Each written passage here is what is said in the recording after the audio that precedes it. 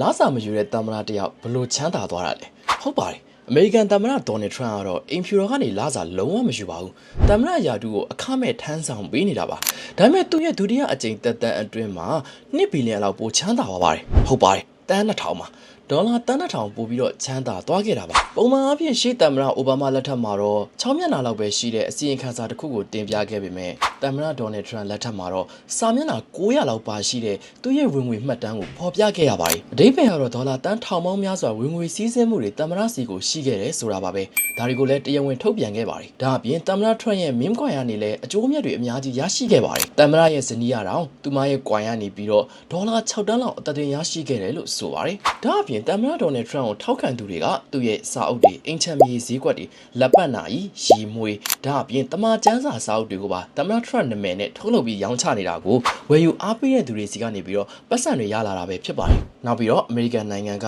လွတ်တော်အမတ်တွေနဲ့နိုင်ငံတော်တမန် insider trading လုပ်နိုင်တဲ့နိုင်ငံတစ်နိုင်ငံပဲဖြစ်ပါတယ်